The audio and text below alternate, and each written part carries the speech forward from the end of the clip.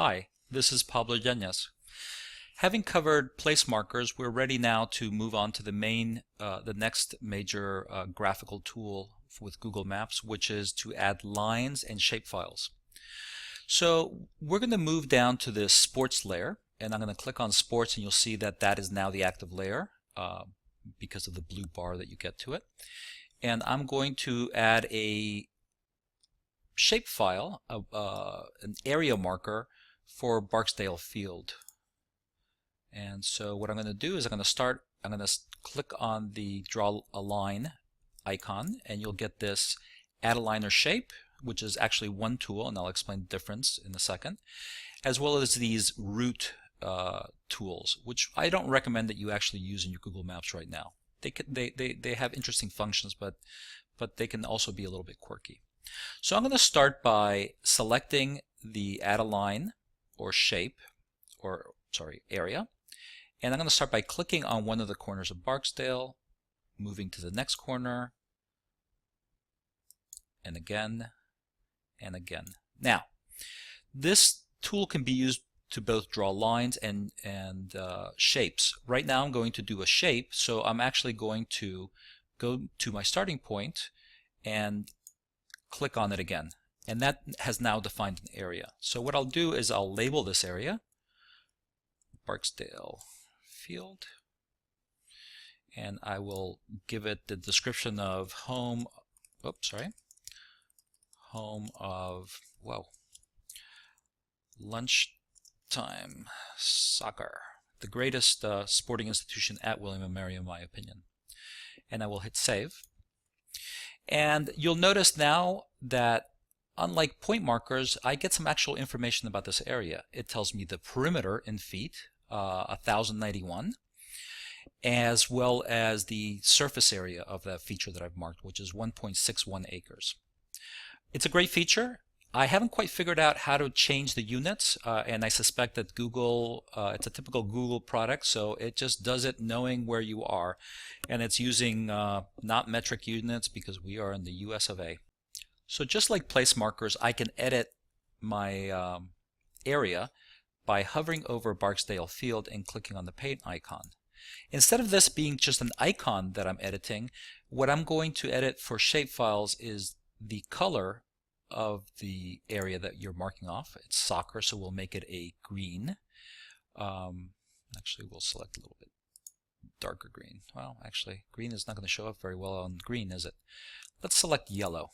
And you have two adjustments that you can make on this. One is the transparency of that marker, so it goes from all the way solid color to fading into nothingness. So we'll select something sort of in the middle here.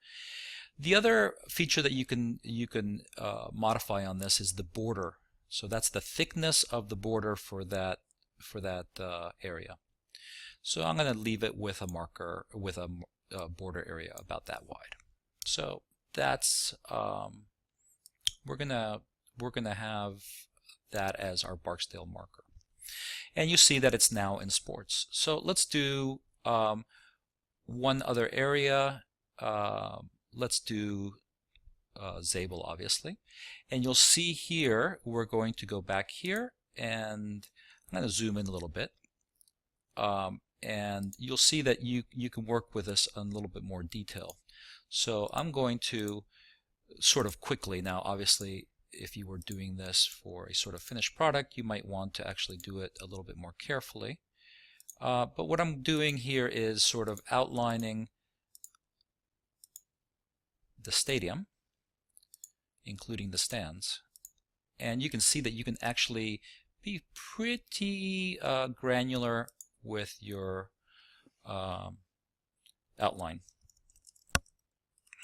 And we'll give it a title.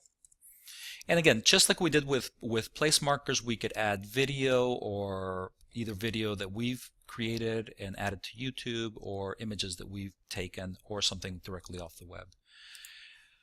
We'll put football as the description, and we'll hit save. And it tells us again some of the metrics on Zabel Stadium. I'm going to go back here, and I'm going to give it a red color, and we'll make it a little bit less transparent so it pops out a little bit, and give it a wider border. And there we are. That's our next area. So one of the nice things with areas in Google is that if you click on your area and hold it for a second, you'll see that you get all of your edit points that define that area, as well as midpoints for these areas. So if you wanted to, let's say, add the parking lot for the stadium as well as the stadium, you could actually take this middle point here, drag it out somewhere to the edge of the parking lot, then grab the next middle point, and so forth. And when you are done, you could have easily edited that shape file to include the whole sort of parking area for the stadium.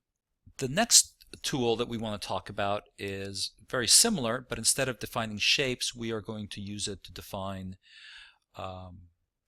just a line, a path. So we're going to go to the same tool, and let's zoom in to, let's say we were setting up a 100-yard dash course in the Sunken Gardens, and I'm going to start with this point here, and I'm going to draw a line to what I think is about 100 yards, and we'll see how, or there, and I'll double click there, and now I have this line that is called 100-yard dash, and I will give it a description of race on November 1st. Save. I was fairly close. It's telling me that it's 267 feet, so 100 yards, we want to make that 300 feet. So I'm going to pull that out a little bit more. And unfortunately, there's no way to actually get this to, that you actually tell it how long that line is. So as I edit it, 302, so I just have to go just a tiny bit shorter. And we are now at exactly 300 feet. Again, if I come over here, I can modify there's no area obviously, but I can give it a red line and I can make it a little bit thicker so it pops out a little bit more in my map. And we've now done paths as well as areas, and I think that this is a very useful feature, especially given that you can calculate areas and distances. Related to this, while it's not actually a markup tool, is the ruler feature, which you can use to measure things. So let's go to the William & Mary baseball field for a second. Okay, and what I'm going to show you is just how to get distances. Let's say I wanted to hit a center field home run at Plumeri Park. I know now I can tell very easily that it's 382 feet. So these are not CAD-like features, but they are very useful in making some determinations about distances or areas. All right, I think that covers the creation of areas and paths.